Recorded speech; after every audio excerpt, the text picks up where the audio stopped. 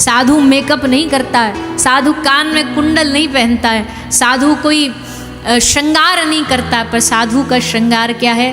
तितिक्षवः कारुणिकाः, सहनशीलता से भरा हुआ, करुणा से भरा हुआ, संत हृदय नवनीत समाना। और यहाँ तक कह दिया नवनीत, नवनीत माने माखन, माखन से भी बढ़कर है। माखन तो तब पिघलता है जब ताप पड़ उस पे दोगे, गर्माहट दोगे, पर साधु वो होता है जो किसी का दुख देखे तो सामने वाले को न कहना पड़े, उसको देख करके उसके दुख को मिटाने के लिए ठाकुर जी से प्रार्थना करना शुरू करो, प्रभु इसका कल्याण करो, प्रभु इसका कल्याण करो। वही साधु होता है, वही संत होता है। भैया कपड़ा बदलना साधु का नाम नहीं है। हाँ, ये वेशभूषा है साधु की, ये ड्रेस कोड है। जैसे एक आर्मी पे खड़ा, बॉर्डर पर खड़ा एक ऑफिसर, उसकी एक ड्रेस कोड होती है। स्कूल में जाने से पहले हमें एक यूनिफॉर्म दी जाती है, उससे पता लग जाता है कि भाई ये आर्मी का, ये पुलिस का है, ये डॉक्टर है। वैसे ही साधु की एक यूनिफॉर्म दे दी कि ये सफ़ेद कपड़ा, गेरुआ वस्त्र, भगवा वस्त्र, ये सब बाहर का पहनावा है। पर असली बात तो यह है कि साधु जैसा कपड़ा पहन लेना बहुत बड़ी बात नहीं है, लेकिन साधु जैसा स्वभाव पा लेना ये दुनिया का सबसे श्रेष्ठ बात है, सबसे उत्तम बात। साधु जैसा स्वभाव नहीं मिल सकता, सच्चे साधु। अब खैर साधु तो सच्चा ही होता है। कई लोग बोलते हैं ढोंगी बाबा, हमने कहा बाबरे एक बात बता, ये जो तू कह रहा है नकली साधु असली साधु, तभी आपने ये कहते हो किसी को सुना है? मिलिए इनसे। ये कौन है? बोले बहुत ईमानदार चोर हैं।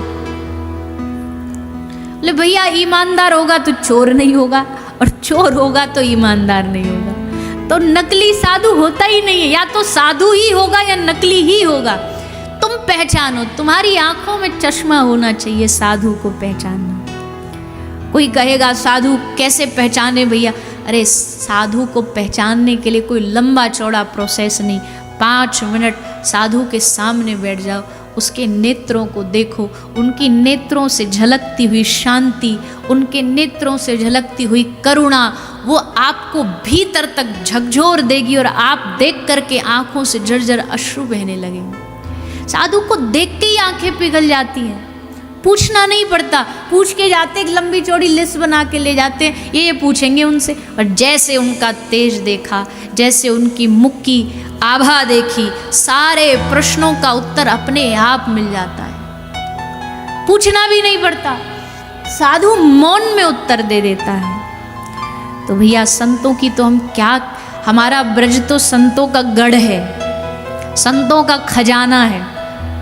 और हम आप सबसे भी हाथ जोड़ के निवेदन कर रहे हैं, वृंदावन जाओ, हमारे ब्रज भूमि में आओ ना, तो खूब जाओ बिहारी जी, खूब जाओ राधा रमन जी, खूब जाओ बरसाना, खूब जाओ सब भगवान के आराध्यों के दर्शन करने। पर असल दर्शन ब्रज का जब तक नहीं होगा, जब तक ब्रज का कोई भजनानंदी साधु तुम्हारा हाथ पकड़ करके तुम्हें ठाकुर जी तक ना पहुंचा, वो रिश्ता जोड़ेगा। ठाकुर जी तो मौन है, बिहारी जी जाओगे तो जैसे जाओगे दर्शन करके आ जाओगे, पर साधु तुम्हारी जिज्ञासाओं को शांत करेगा। इसलिए संतों के दर, किसी भी तीर्थ में जाओ ना, पहले खोजो, मंदिर से ज्यादा पहले संतों की कुटिया खोजो। कहाँ मिलेगा साधु? कहाँ मिलेगी उनकी झूठन प्रसादी? कहाँ मिलेगी उनकी चरणों की रज, जिसको माथे पे लगाऊं तो पूरी तकदीर बदल जाए? साधु दर्शन कराता है, साधु जोड़ता है भगवान से। इसलिए खूब संतों का आशीर्वाद हिमाचल की भूमि पर, ऊना की भूमि पर, और हमारी कथा में भी सब महापुरुषों का खूब आवागमन हो रहा है।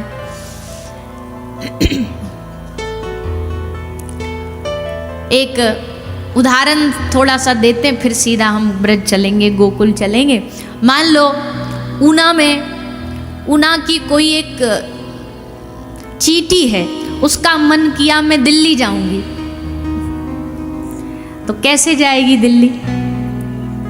बोली मैं तो पैदल पैदल जाऊंगी, अपने पैरों पे चल के जाऊंगी। बोले अरे देवी, अगर तू पैरों पे चलती चलती पैदल दिल्ली पहुंची तो पहुंचने में सालों लग जाएंगे, और रास्ता में कितने गाड़ियों के नीचे तेरा प्राणांत हो जाएगा।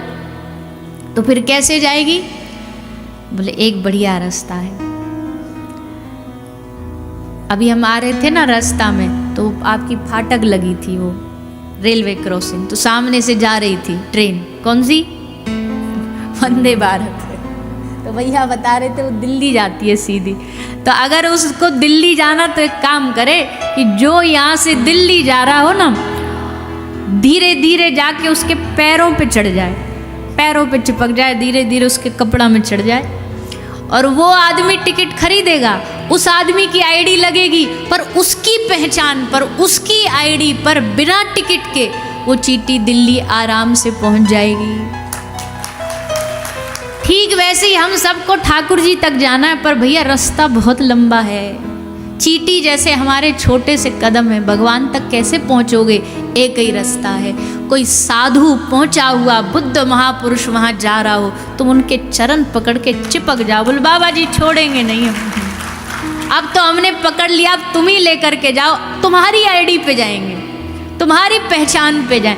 अपनी पहचान नहीं चलती है वहां, भगवान के द्वार पर गुरु की पहचान चलती है। जब एंट्री होगी ना निकुंज में, तो हमसे नहीं पूछा जाएगा तुम कौन हो, हमसे आगे हमारे गुरु रूपी सखी खड़ी होगी।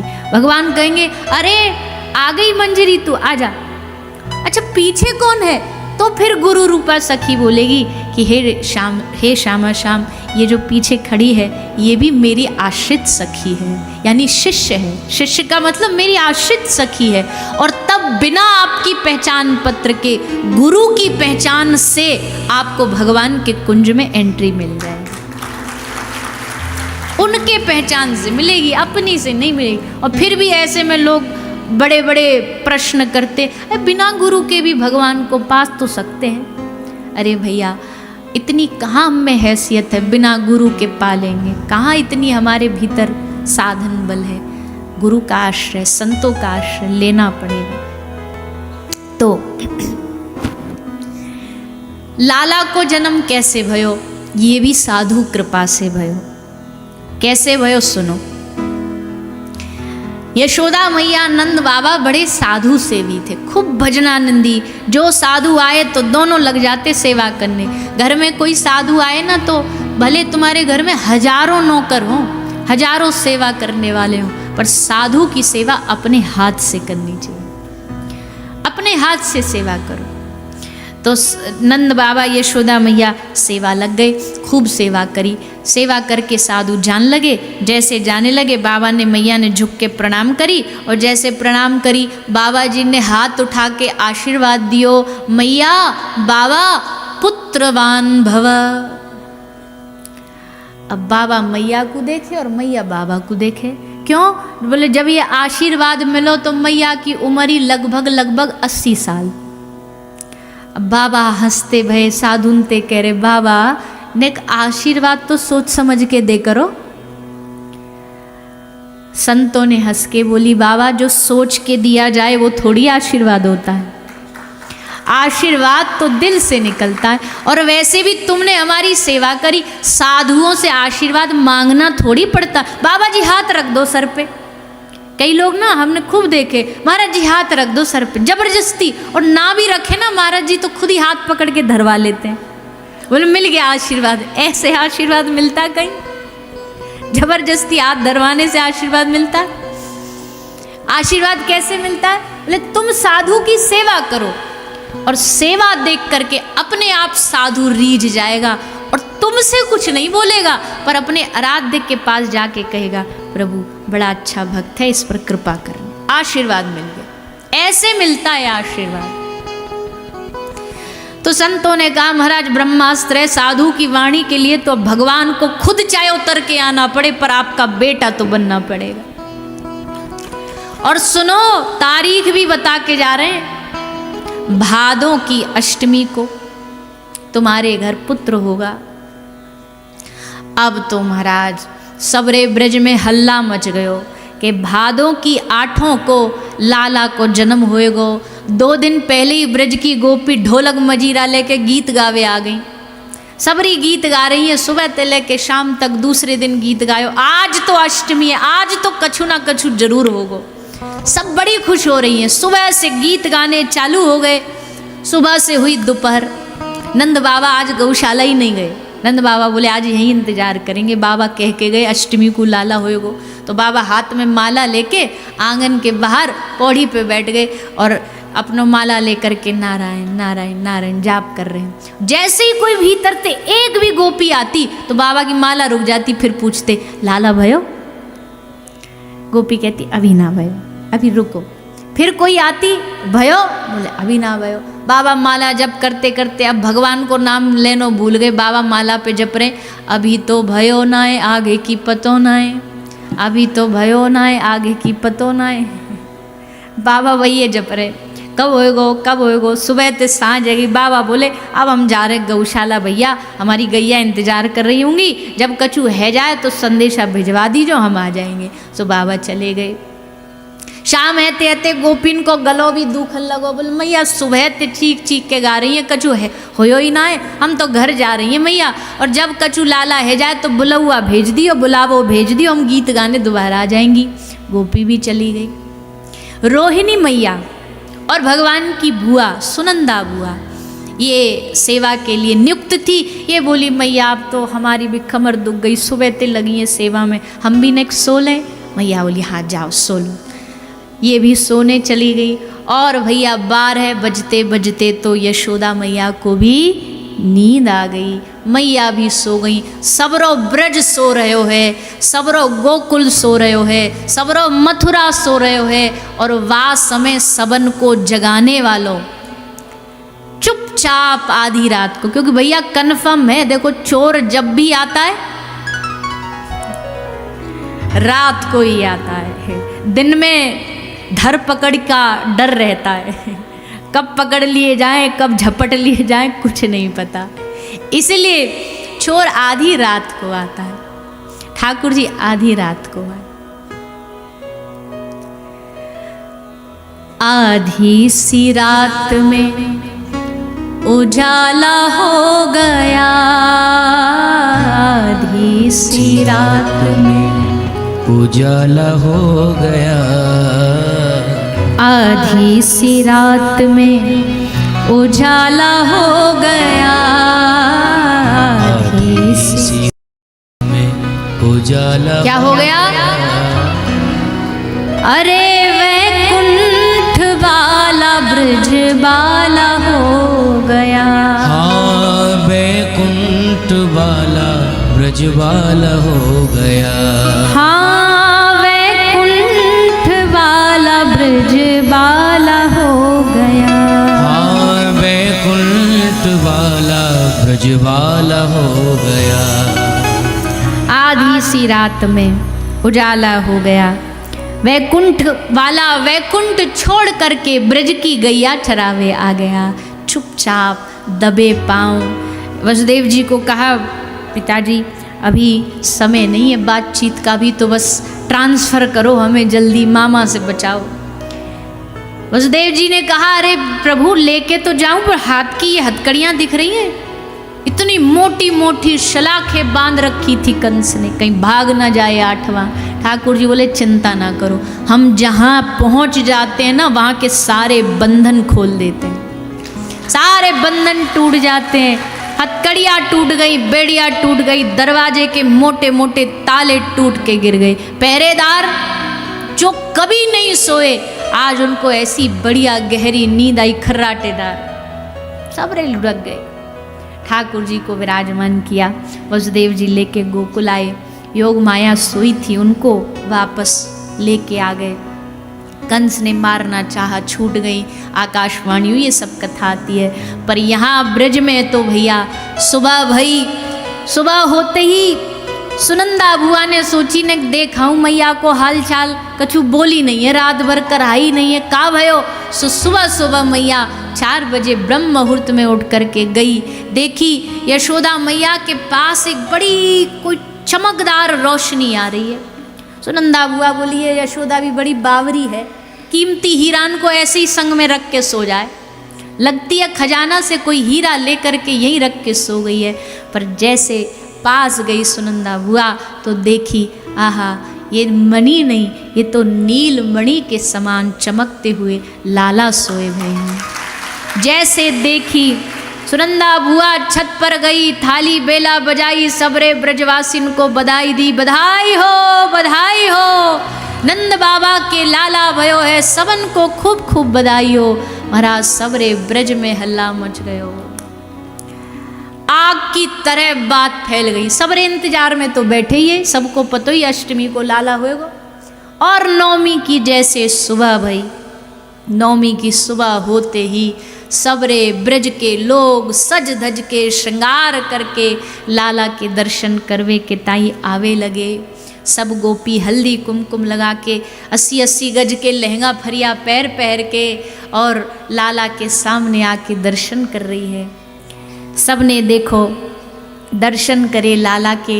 लाल जी ने आते ही अपनो जाल बिछानो चालू कर दियो। जो गोपी आती ऐसे झांक के पल्ला में देखती, वाकू देख के क्यूट सी स्माइल मार देते। और जैसे स्माइल मारते उनकी मुस्कुराहट देख, उनके अधरों को देख करके सब गोपी बावरी हो जाती हैं। ज़्यादा मेहनत नहीं करनी पड़ती इनको अपना बनाने के लिए। हम कहते हैं और देवताओं को मन देना पड़ता है, पर कन्हैया को मन देना नहीं पड़ता है। ये मन खींच लेता है, छीन लेता, चुरा लेता है। ऐसे ही चोर थोड़ी कहा गया, चोर जार शिखामणि, चुरा लेता है। तो भैया सब लोगन ने आके खूब आनंद लियो। उत्सव चलो, कितने दिन उत्सव चलो मालूम है काई को? 6 महीने। अच्छा, एक पुष्टि संप्रदाय है, पुष्टि परंपरा, श्री वल्लभ महाप्रभु की परंपरा। उसमें जन्माष्टमी से 6 दिन पहले ठाकुर जी की छठी मनाई जाती है। बोले जन्मदिन से, जन्माष्टमी से छठी पहले क्यों मनाते? ये तो बाद में मनानी चाहिए। बोले इस साल की छठी नहीं है, ये पिछले साल की छठी पूजी जा रही है। क्यों? बोले पिछले साल ब्रजवासी उत्सव में भूल ही गए थे कि छठी पूजन करनी है। जब लाला 1 बरस के होने वाले तब उनको ध्यान आई, भैया छठी तो पूजी ना, 1 साल होने वालों, 6 दिन बचे, बोले चलो अब पूज लो। तब लाला की छठी पूजी गई। वो परंपरा आज भी चल रही है। मतलब उत्सव की अवधि इतनी लंबी हो गई। रोज गोपी भगी भगी आती, मैया बधाई हो, बधाई हो, तेरे लाला को जन्मदिन की बधाई हो। मैया बोली जन्मदिन? अभी पिछले सप्ताह तो लाला हो, जन्मदिन कैसे? बोले मैया कौन से तारीख को हो? बोले बुधवार को है। बोले आज कौन सा बार है? बोले बुधवार। तो बोले होगा ना 1 साल को, है ना लाला को जन्मदिन? आज फिर 5 दिन बाद फिर आ गई, बोले मैया तेरे लाला के जन्मदिन की बधाई। बोले आज कहाँ है? बोले लाला कौन सी तिथि को हो? बोले अष्टमी को हो। बोले आज क्या है? अष्टमी है। तो बोले आज लाला को जन्मदिन है, चलो गीत गाओ। ब्रजवासियों को उत्सव मनाने के लिए उत्सव का इंतजार नहीं करना पड़ता। ब्रजवासी उत्सव निकाल लेते हैं ढूंढ ढूंढ के। कहीं भी हमारे ब्रज में देखो रोज उत्सव होते हैं। क्यों? बिना उत्सव के ब्रज खाली है। वहाँ निराशा, हताशा, उदासी ब्रज में प्रवेश कर ही नहीं सकती। क्यों? क्योंकि वहाँ हर रोज उत्सव होता है, हर रोज उत्सव। तो भैया खूब उत्सव मनाया। सब देवी देवताओं ने आकर के दर्शन किया है लाला का। और इन्हीं देवताओं में भगवान के परम सखा, परम मित्र, वात्सल्य मूर्ति, शांत रस, दास रस, सख्य रस, वात्सल्य रस, माधुर्य रस, 5 भक्ति के जो 5 रस है वो पांचों जिन एक में ही मिल जाते हैं। ऐसे भगवान के परम सखा भगवान श्री महादेव दर्शन करने आए। श्री महादेव पधारे हैं, जिनके चरणों में हम बैठे हैं। यहाँ बैठ कर के 7 दिन तक उनको कथा सुना रहे हैं, कथा श्रवण करा रहे हैं। परम मैत्री है दोनों की। भगवान राम ने कहा और हूँ एक गुपत मत, सबही कहूँ कर जोर, शंकर भजन बिना नर भक्ति न पावे मोर। उनकी आश्रित हुए बगैर मेरा भक्ति नहीं पा सकती। और महादेव की भक्ति में एक सबसे कमाल की बात क्या है? जब महादेव की भक्ति पूर्ण हो जाती है ना, तो महादेव आगे प्रमोट कर देते हैं। अधिकतर भक्तों के साथ यही होता है महादेव की भक्ति में। महादेव की भक्ति करते करते करते इतना रम गए। अब महादेव को लगा हमारा वाला कोटा पूरा हो गया, चलो अब इनको आगे भेजते। आगे अपने जो आराध्य उन तक पहुंचा देते। ऐसे भगवान महादेव हैं। तो ऐसे नीलकंठ भगवान, ऐसे महादेव को हम प्रणाम करते हो। आइए श्री ठाकुर जी की, महादेव की कृपा से भक्ति और बढ़ती है। इसलिए आज महादेव स्वयं साक्षात पधारे भगवान का दर्शन करने के लिए। मन में आशा लेकर के, बड़ा भाव लेकर के आए ब्रज में कि हमको प्रभु के दर्शन करने आने। पर जब भी ये आते हैं हर अवतार में आते हैं और हर अवतार में रोके जाते हैं, ये भी कन्फर्म है। जब भी आएंगे तो इनका रूप देख के इनको रोक दिया जाएगा। बोले प्रभु आप भीतर नहीं जा सकते। आज यशोदा मैया ने रोक दिया, बोले प्रभु आपको दर्शन नहीं करा सकती। बाबा बोले ऐसे कैसे नहीं कराओगी, हम इतने दूर से आए, इतनी दूर से आए, साधु की इच्छा पूरी नहीं करोगी। मैया बोली इच्छा बाबा कछु और होती तो पूरी कर देती, रोटी कपड़ा लत्ता कछु सोनो चांदी हीरा जवाहरात मांगते तो दे देती। तुमने तो मेरे प्राण लाला वाको दर्शन मांगो और वो भी करा देती, पर बाबा जैसे कछु लक्षण दिखते तो करा देती। अब बाबा तुमको देख के तुम 80 वर्ष की बूढ़ी डोकरी को डर लग रहे हो, तो मेरे लाला की क्या हालत होगी। बाबा मैं दर्शन नहीं कराऊंगी, क्षमा करो। बाबा बोले हम तो दर्शन करके जाएंगे। बोले मैं नहीं कराऊंगी। बोले हम करके जाएंगे। दोनों अड़ गए। अब दोनों अड़ गए। अब ना तो वो माने ना वो माने। महादेव ने ठाकुर जी को कही बड़े सुगड़ बने बैठे हो भीतर, देख नहीं रहे हम इतनी दूर से आए, ये यारी निभाओगे तुम, ऐसी दोस्ती होती है। अब बेचारे ठाकुर जी क्या करें, वो ऐसे फंस गए जैसे एक तरफ वो कोई भैया नहीं फंस जाता, एक तरफ बहू पत्नी और एक तरफ माँ, इधर कुआ इधर खाई। या की माने तो वो ना छोड़े, बाकी माने तो ये ना छोड़े। बहू की माने तो मैया कल की आई हमें सिखाएगी, कल की आई सबरी पैसा लेके वही के हाथ में दर दे। वाकी ना माने तो वो कहती हम अपना घर छोड़ के आई, हम अपना परिवार छोड़ के। बेचारा बीच में फंस गया। वो पेंडुलम का जो वो बीच का वो इधर उधर इधर भगता रहता है ना, वैसी हालत हो जाती है पेंडुलम जैसी। तो ठाकुर जी बोले इधर हमारी मैया और इधर हमारे बाबा, इधर महादेव और इधर मैया, करें तो क्या करें। ठाकुर जी बोलते ने रुक के ही आ जाते, इतनी जल्दी काई तुमको आने की, ने एक आध साल के हैजान देते तो हम घुटमन भगे बाहर आ जाते, काई की जरूरत ही ना पड़ती। अब तो हमको सहारो चाहिए, बताओ कौन को सहारो ले, कहा करें। बोल सकते नहीं, अगर बोलने लग गए तो मैया देख के घबरा जाएगी, घर में लाला हो कि भूत हो। अब भैया 4 दिन का बच्चा बोलने लग जाए तो फिर तो डाउट तो होता है, कैसे हो सकता है ऐसे। तो महादेव ने कहा हमको नहीं पता, देखो अब तुम जानो, तुम्हारा काम जाने, हमारा काम था तुम्हारे द्वार तक आना, सो आ गए। अब भीतर से बाहर कैसे आना ये जुगाड़ तुम लगाओ, ये व्यवस्था तुम खुद बनाओ। इतना ही कर सकते हैं हम, तो घर में घुस थोड़ी ना जाएंगे। मैया वैसी खतरनाक है, यही नहीं बैठने दे रही, भीतर घुस गए तो और मार पड़ेगी। तो प्रभु अब तो तुम ही कुछ कर सकते हो। ठाकुर जी बोले रुको सोचन दो, क्या करें, जा सकते नहीं, चल सकते नहीं, बोल सकते नहीं, बता सकते नहीं। बालक क्या कर सकता है, एक ही काम आता बालक को, क्या आता है,